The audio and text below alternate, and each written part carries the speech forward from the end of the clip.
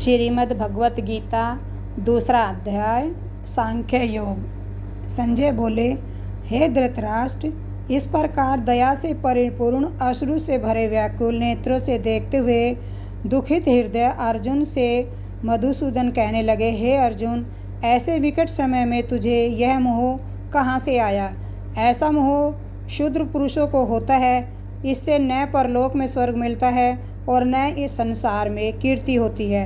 हे पार्थ, तू कायर मत बन, तुझे यह उचित नहीं है। शत्रुसूदन हृदय से नीच बुद्धि को त्याग उठ खड़ा हो। अर्जुन ने कहा, हे मधुसूदन, मैं संग्राम में भीष्म द्रोण आदि गुरुओं से युद्ध किस प्रकार करूँगा? हे शत्रु निकंदन, ये दोनों पूजा योग्य के योग्य है, इन पर बाण कैसे चलाऊं? हे कृष्ण, भिक्षा का अन्न खाकर समय बिताना उत्तम है, पर गुरुजनों को मैं मारकर रुधिर से लिप्त भोगों का भोगना उत्तम नहीं है। जो हम अधर्म करने को तत्पर हो भी जाए तो हमें यह नहीं मालूम कि कौन बली है, वे हमें जीतेंगे या हम उन्हें जीतेंगे।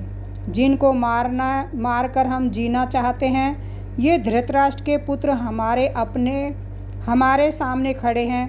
इनको मारने से हमारा जीना भला नहीं कर्मण्य है और कुल का क्षय होना दोष है। इन दोनों बातों से मेरा स्वभाव बिगड़ गया है। अब मैं ऐसा दृढ़ हो गया हूँ कि मुझे मूढ़ हो गया हूँ कि मुझे अधर्म का कुछ ज्ञान नहीं। इसलिए मैं आपसे पूछता हूँ कि युद्ध करना, भिक्षा मांगकर निर्वाह करना, इन दोनों में से कौन सी बात श्रेष्ठ है? इनमें जो उचित हो सो कहिए। मैं आपका शिष्य हूँ, आपकी शरण आया हूँ। जिस प्रकार मेरा धर्म बच्चे और जो निश्चय कल्याण करने वाला उपाय हो वही कहिए। हे प्रभु जी, संपूर्ण पृथ्वी का निष्कंटक राज्य पाऊँ और देवलोक को स्वर्ग है उसका अधिपति बन जाऊँ तो भी मुझे कोई उपाय नहीं सूझता है जिससे इंद्रियों को दुखाने वाला मेरा यह शोक दूर हो जाए। संजय ने कहा, हे धृतराष्ट्र, शत्रुओं को संताप देने वाला अर्जुन श्री कृष्ण से कहकर चुप हो गया कि अब मैं युद्ध नहीं करूँगा। श्री कृष्ण दोनों सेनाओं के मध्य में खड़े विचार करने लगे कि अर्जुन को देह और आत्मा के अविवेक से शोक उत्पन्न हुआ, सो जब तक इसको ज्ञान नहीं होगा तब तक शोक नहीं मिटेगा। यह सोचकर श्री कृष्ण कहने लगे कि हे अर्जुन, जो विवेकी पुरुष है वे किसी को चिंता नहीं करते, पर तुम सोच करते हो और पंडितों के समान बातें बनाते हो। यह तुम्हारा हठ ठीक नहीं है। विद्वान लोग जीते और मरे हुए का शोक नहीं करते हैं, क्योंकि जीना मरना दोनों ही मिथ्या है। हे अर्जुन, क्या ये सब पहले नहीं थे और क्या आगे नहीं होंगे? यह बात नहीं है। इससे पहले भी मैं था और तुम भी थे और यह सब राजा भी आगे भी होंगे। हम, तुम और यह सब राजा होंगे। हे अर्जुन, जैसे इस देह की बाल्य अवस्था और युवा अवस्था और वृद्धावस्था 3 अवस्थाएं होती है, उसी प्रकार जीव भी इस देह को छोड़कर दूसरी देह पाता है। इसमें विवेकी पुरुषों को मोह करना उचित नहीं है। कुंती नंदन, शब्द, स्पर्श, रूप, रस, गंध और इंद्रियों के विषय हैं। ये सर्दी, गर्मी और सुख दुख के देने वाले हैं। जिनको इंद्रियों के सुख और दुख अपनी निश्चलता से चलायमान न कर सके, उन्हीं पुरुषों ने अमृतपान किया है। इससे हे अर्जुन, इनको सहना उचित है। जिनको यह इंद्रियों के विषय नहीं सताते हैं और जो सुख दुख को समान जानते हैं, वे मोक्ष के अधिकारी होते हैं। हे भारत, वह देह विनाशी है। हे भरत, यह देह विनाशी है। इसमें जो जीव रहता है वह अविनाशी और परिणाम रहित है। फिर इस अनित्य देह के वास्ते अपना धर्म क्यों छोड़ता है? युद्ध करके यदि कोई कहे कि अमुक को मैंने मारा है, सो वे दोनों कुछ नहीं समझते, न कोई मरा और न किसी ने मारा है। आत्मा अमर है। इस आत्मा को न कोई मार सकता है और न ही यह मरती है। तू जो पिता में भीष्म के मरने का सोच करता है, यह व्यर्थ है। हे अर्जुन, यह आत्मा न कभी जन्म लेती है और न मरती है, न कभी पहले हुआ था और न आगे होगा। यह आत्मा जन्म रहित, नित्य, एकरस और सनातन पुरातन है। हे अर्जुन, जैसे मनुष्य पुरातन वस्त्रों को त्याग कर नए वस्त्र धारण करता है, वैसे ही आत्मा पुरातन देह को त्याग नए देह को धारण कर लेती है। हे अर्जुन, इस आत्मा को शस्त्र भेद नहीं सकता, अग्नि जला नहीं सकती, जल भिगो नहीं सकता और सूरज सुखा नहीं सकता। शस्त्र इन्हें काट नहीं सकता, क्योंकि यह नित्य, सर्वव्यापक, स्थिर, अचल और शाश्वत है। हे अर्जुन, यह आत्मा इंद्रियों से परे है, मन में विचार के योग्य नहीं है। हे अर्जुन, जिसने जन्म लिया है वह अवश्य मरेगा और जो मरा है वह अवश्य जन्म लेगा। इससे उपाय रहित बातों के लिए तुम्हारा सोच करना व्यर्थ है। तू किसी भूत प्राणी की चिंता मत कर। हे भरत, मनुष्य आदि प्राणी जन्म लेने से पहले दिखाई नहीं देते और न मरने के बाद प्रकट होते हैं। केवल जन्म मरण के बीच वाली मध्यावस्था में दिख पड़ते हैं। यह आश्चर्य क्या है जिसका कुछ निर्णय न किया जाए? और यह क्या है? सबकी देह में जो आत्मा है वह अविनाशी है। फिर इसके लिए तुम्हारा सोच करना व्यर्थ है। फिर जो तू अपने क्षत्रिय धर्म पर विचार करे तो भी तुझे डरना नहीं चाहिए, क्योंकि क्षत्रिय के लिए युद्ध से उत्तम कोई धर्म नहीं है। हे पार्थ, यह समय अपने आप उपस्थित हो गया है। युद्ध काल में स्वर्ग का द्वार खुल जाता है।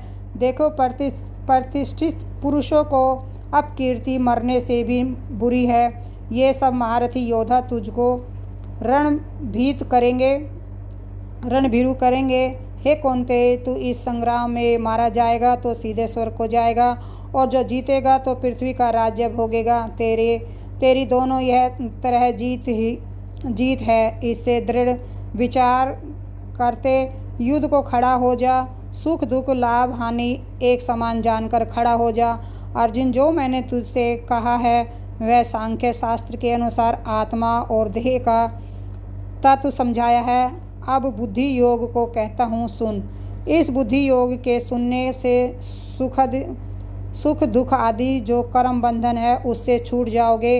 अर्जुन, इस कर्म योग में प्रारंभ का नाश नहीं होता है, न इसमें कुछ पाप है। इस धर्म का लेश मात्र भी पालन करना जन्म मरणादि रूपी बड़े भय से रक्षा करता है। हे करुनंदन, वैयासिकमा का बुद्धि एक ही है, अर्थात जिनकी बुद्धि निश्चल हो गई है वे मोक्ष के साधन रूप इस कर्म योग में लग जाते हैं। जिनका मन विचलित है उनकी बुद्धि अनेक है, अर्थात तरह तरह के झगड़ों में फंस जाते हैं और उनकी शाखा भी अनेक है। हे पार्थ, यद्यपि विवेकी पुरुष इंद्रियों को जीतने का प्रयत्न करते हैं तो भी इंद्रियां बलवान है। इससे हे अर्जुन, सर्वादि प्राप्ति की कामना जिनको है, ऐसा काम पुरुष भोग और सुख की प्राप्ति करने के लिए अनेक प्रकार के यज्ञ आदि कर्मों को करते हैं, क्योंकि यह क्रिया जन्म और कर्म फल को देने वाली है। हे अर्जुन, भोग और ऐश्वर्य में जिनके चित्त हो रहे हरे गए हैं उनका मन निश्चिंतात्मक बुद्धि में स्थिर नहीं होता है और वे सत्व रज तम के विषय है। हे अर्जुन, तुम गुणों को छोड़ सुख दुख लाभ हानि को त्याग निर्द्वंद हो जाओ और नित्य ही सत्यत्व में स्थिर हो। अपर्याप्त वस्तु की प्राप्ति और प्राप्ति की रक्षा में चित्त लगाओ। हे अर्जुन, जैसे सरोवर पानी में भरे हुए हैं, मनुष्य अपने प्रयोजन भर उसमें से जल ले लेता है, ऐसे ही ब्रह्म वेदता संपूर्ण वेदों में से अपने प्रयोजन भर ज्ञान ले लेता है। कर्म में तेरा अधिकार है, फल में कभी भी नहीं। तू कर्म करे, फल भोगने वाला भी मत हो। हे धनंजय, सब संग को त्याग कर योग में स्थित हो। कर्म कर, हार जीत समान भाव से देखूं। दोनों को समानता ही योग है। हे अर्जुन, जो विवेकी पुरुष है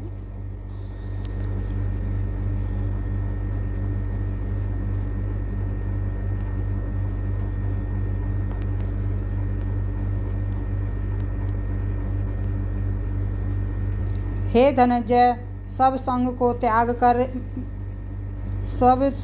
त्याग कर योग में स्थित है। कर्म कर हार जीत समान भाव से देख, दोनों ही समानता के योग है। हे अर्जुन, जो विवेकी पुरुष है सो किसी कर्म का फल नहीं चाहते, जो चाहते हैं वो नीचमति है। जो पंडित जन बुद्धि योग युक्त हैं वे कर्म फल को त्याग कर जन्मादि बंधन से छूटकर निश्चय परम पद को प्राप्त होते हैं। जब तेरी बुद्धि इस मोह रूपी सुख दुख से पार होकर अत्यंत शुद्ध हो जाएगी, तब तू विरक्त हो जाएगा। अनेक विषयों में सुनने से जो तेरी बुद्धि अस्थिर हो गई है वह सब मेरे वचनों से स्थिर हो जाएगी, तब तू योग पावेगा। यह सुनकर अर्जुन ने पूछा, हे केशव, समाधि में स्थित पुरुष के लक्षण कृपा कर कहो।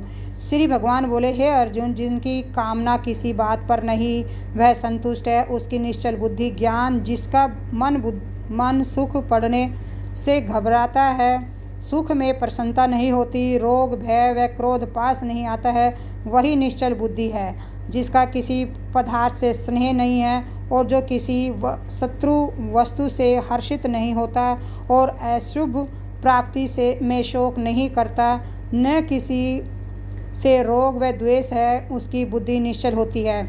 जैसे कछुआ सब अंगों को सिकोड़ लेता है, वैसे ही जो मनुष्य इंद्रियों को विषयों में समेट लेता है उसकी बुद्धि निश्चल होती है।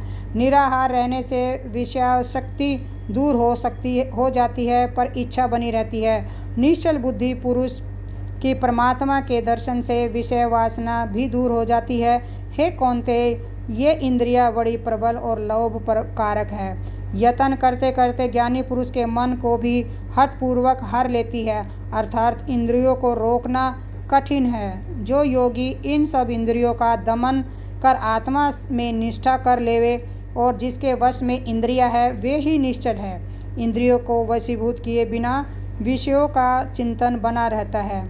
चिंतन करने से मन में आसक्ति उत्पन्न हो जाती है तथा आसक्ति से कामना, से क्रोध से मोह से बुद्धि भ्रम में पड़ जाती है।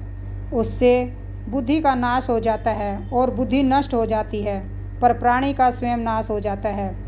वह पुरुष जिसने अपने मन को वश में कर लिया वह रोग द्वेष से रहित होकर इंद्रियों के विषयों का सेवन करता हुआ भी शांति पाता है। हे अर्जुन, शांति के प्राप्त होने पर पुरुषों के सब दुख मिट जाते हैं। जिस पुरुष ने अपनी इंद्रियों को वश में नहीं किया उसकी बुद्धि स्थिर नहीं होती है और आत्मा के ध्यान का अधिकारी नहीं हो सकता। फिर ध्यान रहित को शांति नहीं और बिना शांति के परमानंद सुख नहीं मिलता।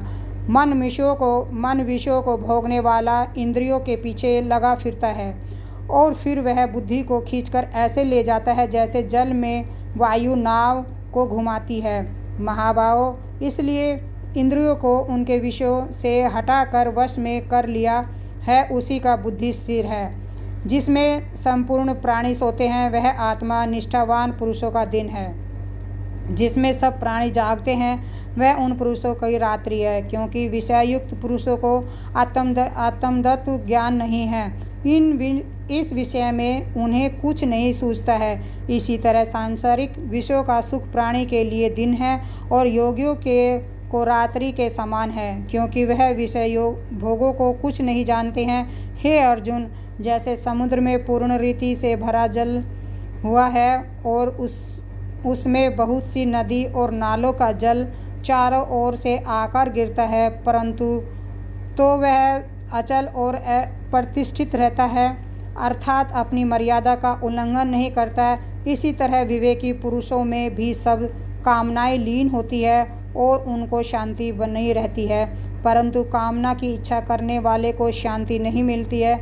जो पुरुष समस्त कामनाओं को छोड़कर निस्वार्थ होकर विचरता है और ममता तथा अहंकार को छोड़ देता है वही शांति को पाता है। हे अर्जुन, यह मैंने तुमसे ब्रह्म ज्ञान की निष्ठा कही है।